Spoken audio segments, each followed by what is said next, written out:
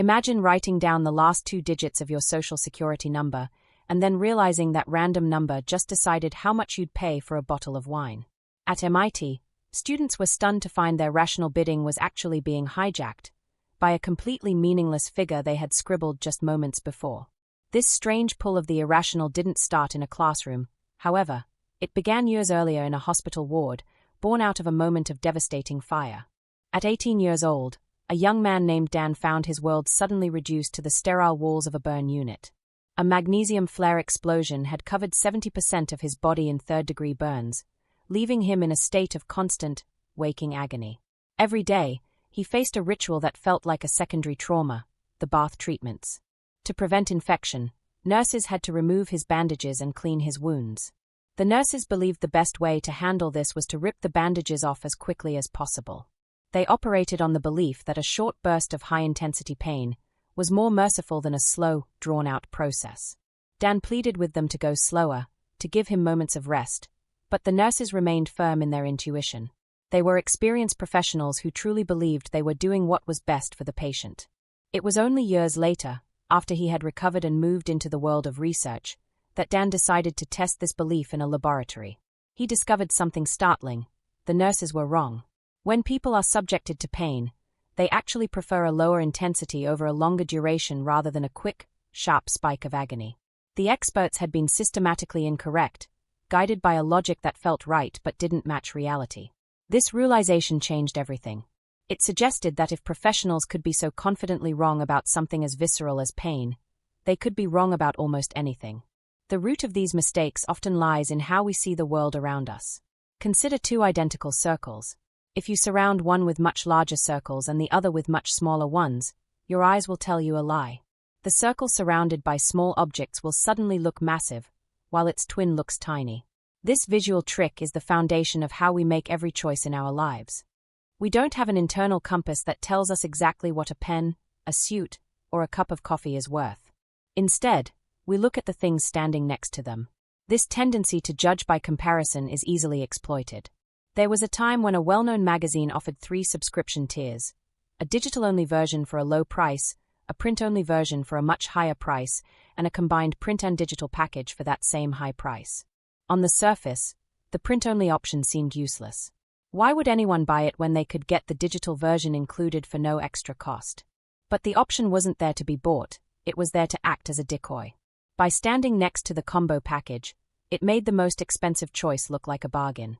When the useless option was removed, people gravitated toward the cheapest choice. When it was put back, they rushed toward the most expensive one. Their sense of value wasn't based on the magazine itself, but on the relative deal they thought they were getting. This skewed logic follows us through the streets of our daily lives. Imagine a man who finds a beautiful pen for $25. Just as he is about to pay, he remembers that the same pen is on sale for $18 at a store 15 minutes away. Most people in his shoes would leave the shop and make the trek to save those $7. Now, imagine that same man is buying a high-end suit for nearly $500. When he learns he can save $7 by driving 15 minutes to another tailor, he suddenly finds the effort isn't worth it. In both cases, the saving is exactly $7. The time spent is exactly 15 minutes. Yet, because $7 feels like a lot compared to a small pen but like nothing compared to an expensive suit, his brain treats the money differently. He fails to see the absolute value of his own time and cash. This malleability of value is how treasures are often created out of thin air. For a long time, black pearls were considered almost worthless curiosities that no one wanted to wear. That changed when a clever businessman named Salvador Asale decided to rewrite their story. He didn't lower the price to attract buyers. He did the opposite. He placed the pearls in a high-end jewelry window on Fifth Avenue, nestled right next to the finest diamonds and rubies. He gave them a price tag that matched the sparkling gems surrounding them. By anchoring the pearls to the world of luxury, he changed how the world saw them. Suddenly, they weren't just dark beads, they were rare, high-status treasures. People didn't buy them because they knew the pearls' worth, but because they accepted the context Salvador had built for them. This brings us back to those MIT students and their social security numbers. In an auction room, students were asked to write the last 2 digits of their ID numbers at the top of a sheet of paper and then bid on items like fine wine and chocolate. Those who happened to have high numbers, like 80 or 90, ended up bidding significantly more than those with low numbers like 10 or 12. The random digits had become an anchor. Even though the students knew the numbers were meaningless, their brains used that first figure as a starting point for what was reasonable to pay. Once that anchor was set, it dictated their behavior, creating a sense of order out of total randomness. Value can even be manufactured by how a task is described.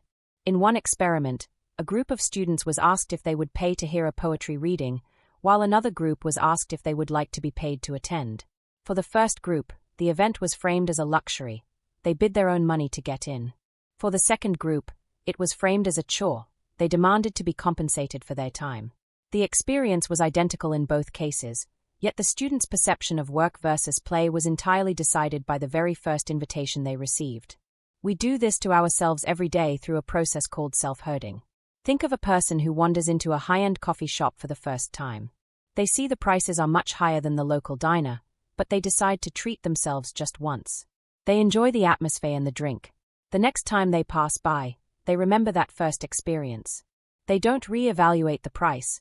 They simply follow the anchor they set for themselves during that first visit. They join the back of a line they created, eventually convincing themselves that spending $4 on a cup of coffee is a perfectly rational, everyday choice. They are no longer making a decision.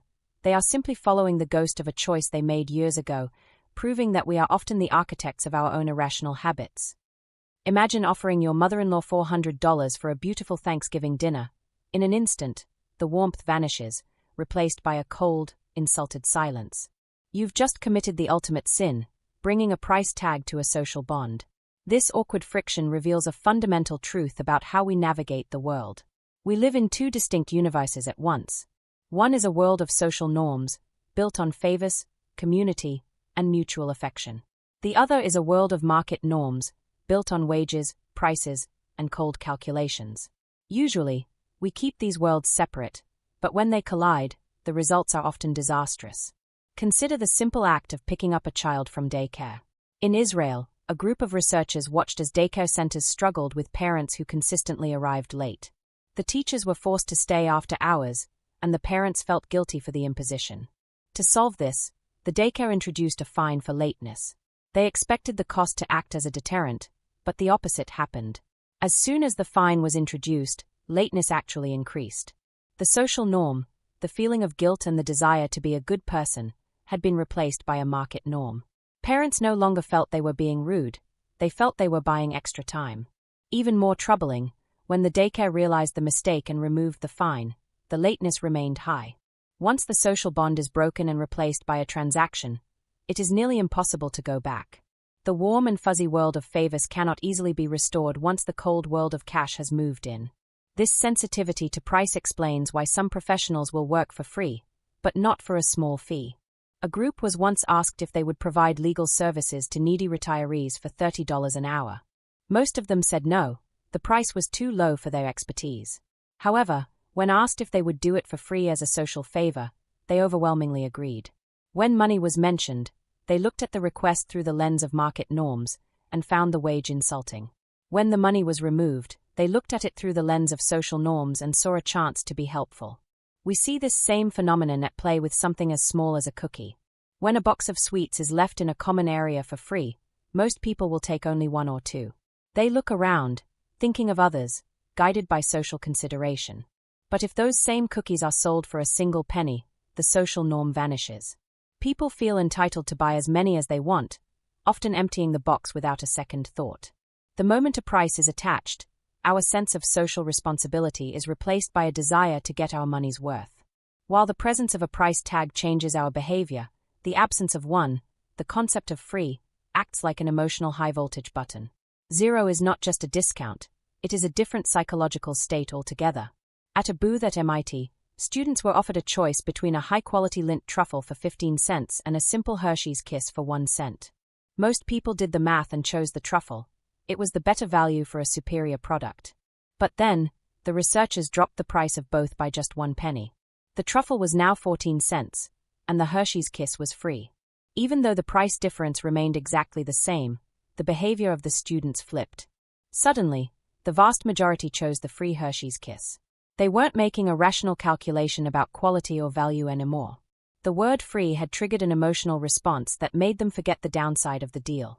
We see this zero-price effect everywhere, from the people who wait in lines for hours for a free ice cream cone, ignoring that their time is worth far more than the $3 they are saving, to the massive success of internet providers who switched from charging by the minute to offering a flat-rate free usage model. Even global giants can fall victim to the misunderstanding of this power. When Amazon launched a promotion for free shipping on orders over a certain amount, sales spiked across the globe, except in France. In the French market, the shipping hadn't been made entirely free. It was accidentally set to a tiny, symbolic price of 1 franc, which is about 20 cents. To a rational mind, 20 cents is practically zero. But to the human brain, it might as well have been $20.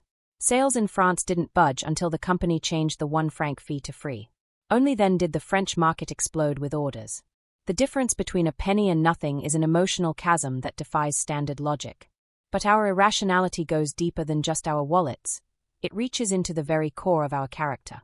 There is a profound gap between who we think we are and how we actually behave when the temperature rises. At Berkeley, researchers conducted a study to look into what they called the Jekyll and Hyde nature of human morality. They asked a group of young men a series of questions about their ethics, their willingness to take risks, and their sexual preferences. At first, the men answered while in a cold state. They were calm, logical, and sitting in a neutral environment. They described themselves as moral, cautious, and respectful. They were certain they would never ignore a woman's no, and they were sure they would always practice safety. However, the experiment then required them to answer the same questions while in a hot state of high arousal. The results were sobering. In the heat of the moment, the men's rational selves seemed to vanish. They were 2 to 3 times more likely to say they would abandon their ethics, ignore boundaries, or engage in dangerous behaviors they had previously condemned. The calm, moral Dr. Jekyll had no idea what the impulsive Mr. Hyde was capable of once emotions took over. It wasn't that the men were lying in the first session. It was that they genuinely did not know themselves as well as they thought. We like to believe we are the same person regardless of the situation, but we are actually at the mercy of our states of mind. Whether we are blinded by the allure of a free sticker or driven by the intensity of anger, hunger, or desire, our rational mind often finds itself locked out of the room. We think we are in the driver's seat, making smart, consistent choices. In reality, we are often passengers, unaware that our internal hot states and the hidden hooks of social and market norms are the ones actually steering the car. We are much hotter and much more influenced by the word zero than we realize, and the first step to regaining control is admitting that our rational self is often a stranger to the person we become in the moment. Imagine standing in a room with 3 doors, each leading to a different pile of cash. You are making money with every click, but suddenly, one of the doors begins to shrink. In a panic, you stop what you're doing and rush to save it, unaware that by chasing a disappearing option, you are actually throwing your real wealth away. This frantic desire to keep every path open is a shadow that follows us into our work, our possessions, and our most personal goals. The struggle often begins in the quiet environment of a classroom. At MIT, a professor decided to test how students handle their own worst impulses. He divided 3 classes into different experimental groups for their term papers. The first group was given a dictator set of rules, 3 firm, non-negotiable deadlines throughout the semester. The second group was given total freedom, told only that everything was due by the final day.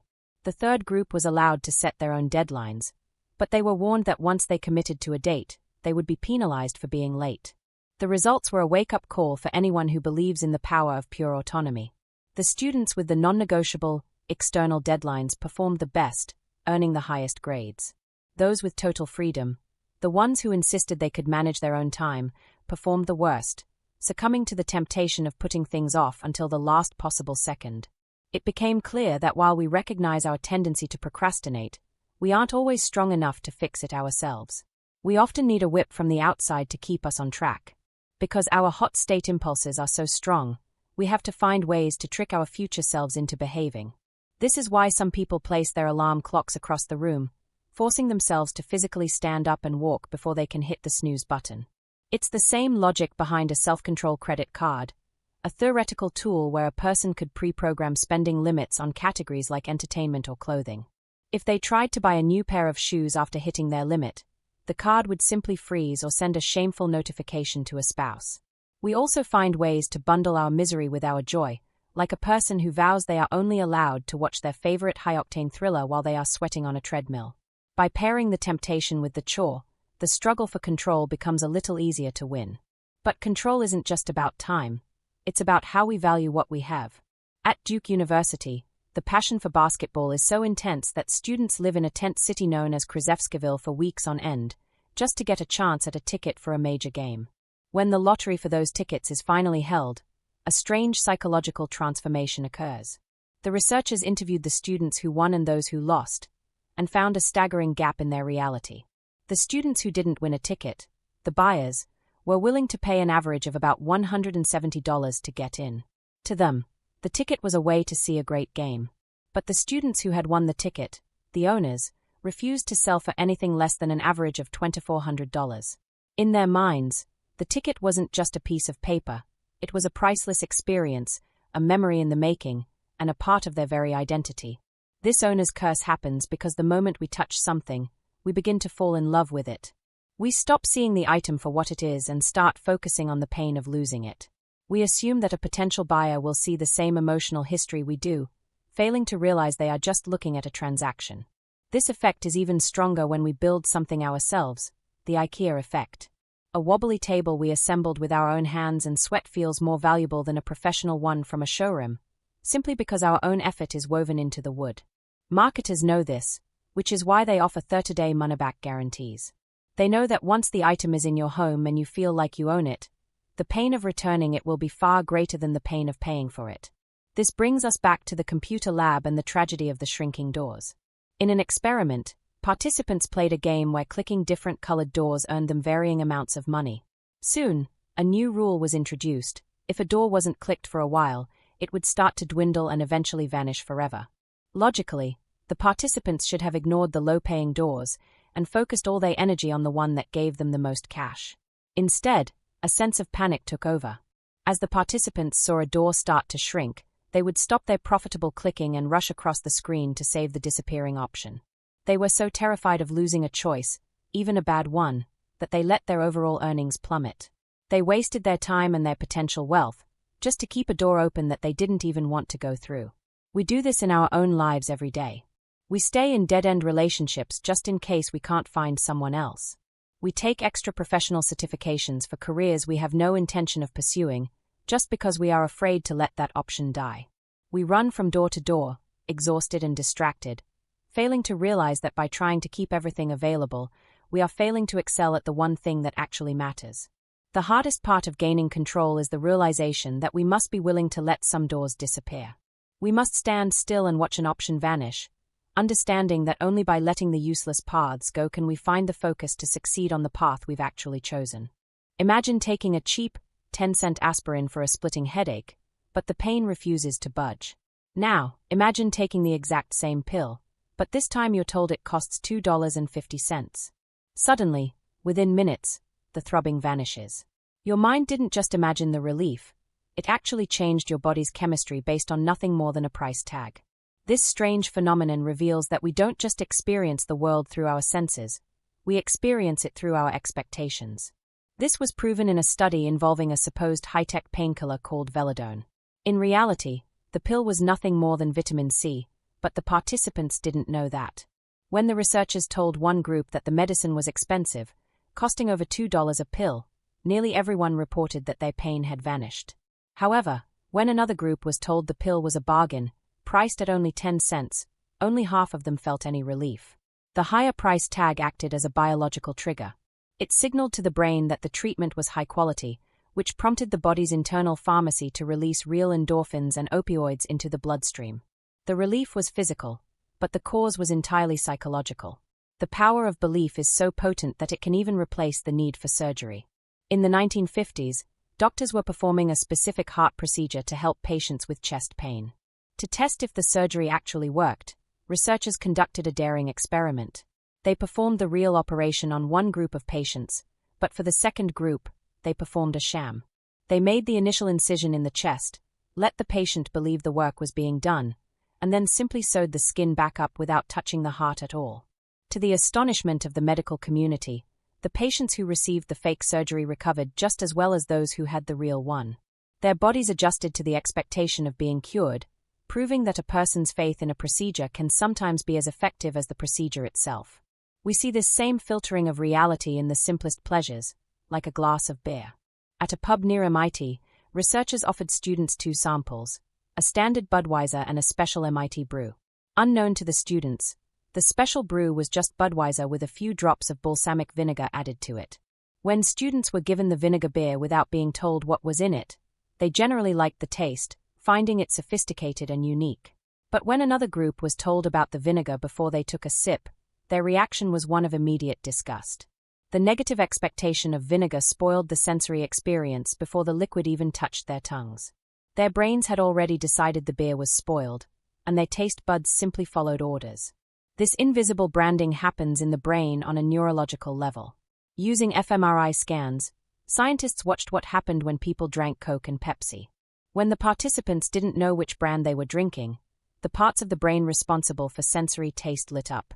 But the moment they were shown the red Coke logo, a completely different area of the brain, the center for emotional memory and identity, took over.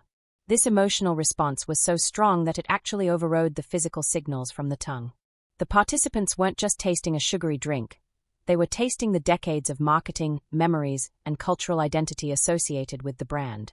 Expectations don't just change how we taste, they change what we see, or fail to see, entirely. On a cold January morning in a Washington, D.C. subway station, a man in a baseball cap pulled a violin from its case and began to play. He was Joshua Bell, one of the greatest musicians in the world, performing a masterpiece on a $4 million Stradivarius. In a concert hall, people would pay hundreds of dollars for a seat to hear this exact performance. But in the subway, without the expectation of greatness, he was invisible. Thousands of people walked past, most not even turning their heads. Because they weren't told they were in the presence of genius, their ears were literally deaf to it. The masterpiece existed, but without the right context, it wasn't perceived. While our expectations shape our internal world, our inability to let go of options often paralyzes our external life. History gives us the example of Seong Yu, a legendary commander who led his army across a river to face a much larger enemy. As soon as his men had landed, he did something radical. He ordered his soldiers to burn their own ships and smash their cooking pots.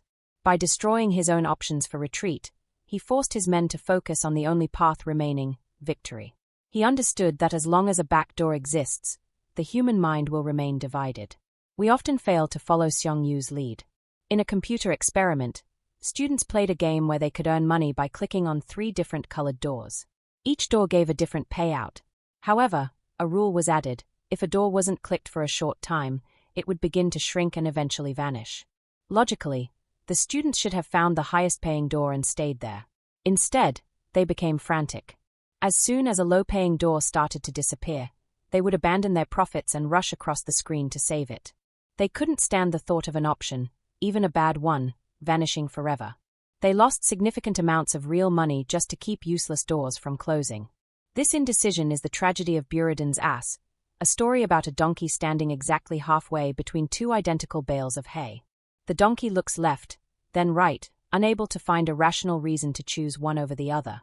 Because it refuses to let go of one option to pursue the other, it remains frozen in the middle, unable to act. Eventually, the donkey starves to death, not because it lacked options, but because it had too many. Our lives are often cluttered with these shrinking doors, the dead-end jobs we keep just in case, or the hobbies we no longer enjoy but refuse to quit.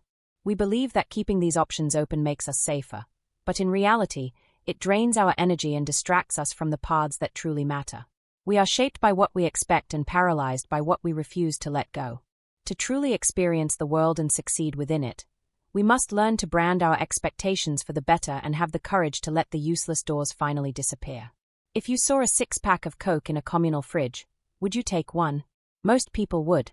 But if you saw 6 $1 bills instead, you wouldn't touch a single cent. This gap reveals the hidden architecture of our morality and the dangerous future of a world without cash. It is a strange, quiet realization that our sense of integrity is not a fixed compass, but a flexible tool that shifts depending on what exactly we are tempted to take. In the dormitories of MIT, the refrigerators became a laboratory for this moral flexibility. When cans of soda were left in the common areas, they vanished within a few days, snatched up by students who likely considered themselves honest individuals. Yet, when plates of cold, hard cash were left in those same fridges, the money remained untouched. This behavior points to a fudge factor in our character. We have an internal monitor that keeps us in check when it comes to stealing money, but that monitor often falls asleep when the object is one step removed from currency. Taking a soda is just borrowing or office perks, but taking a dollar bill is theft. This tendency to nudge the truth was laid bare in a series of math tests at Harvard. Students were given a chance to solve puzzles for money, but in one group, they were told to shred their worksheets and simply report their own scores to a proctor. Almost everyone cheated. However, they didn't cheat to the maximum possible extent. They didn't claim to have solved every single puzzle to walk away with the top prize. Instead, they added just 2 or 3 points to their real score. They cheated just enough to get a little extra benefit, but not so much that they could no longer look in the mirror and see a good person. We are masters of rationalization, capable of bending the rules just enough to satisfy our greed without breaking our self-image. Yet, this fudge factor can be reset with surprising ease. In another experiment, students were asked to recall the 10 Commandments just before taking a test where cheating was easy. The results were stunning. The group that tried to remember the moral code didn't cheat at all.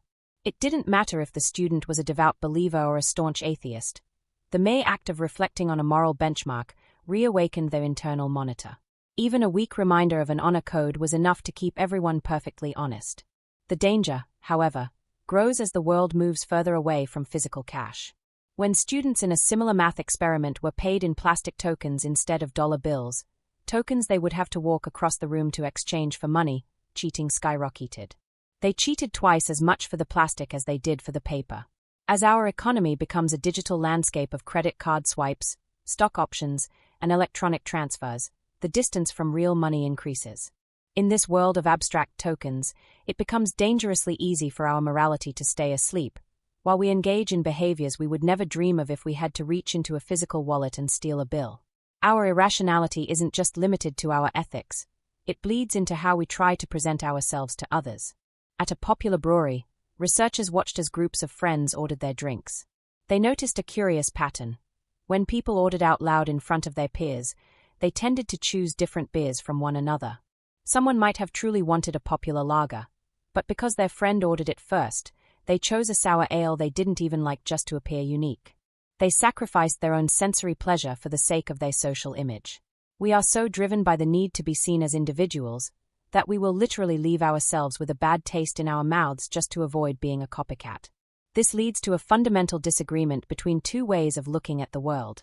Standard economics assumes we are perfectly rational actors, that we always know what we want and always make the best choice. But behavioral economics sees a different reality. It sees a world of humans who procrastinate, overvalue their possessions, are blinded by the word free, and cheat when the money looks like a token. The beauty of this realization is that it reveals a new kind of free lunch. If we acknowledge that we are predictably irrational, we can design the world to protect us from ourselves. We can create Save More Tomorrow plans that automatically increase our retirement savings when we get a raise, bypassing our impulse to spend. We can use moral reminders to keep our institutions honest.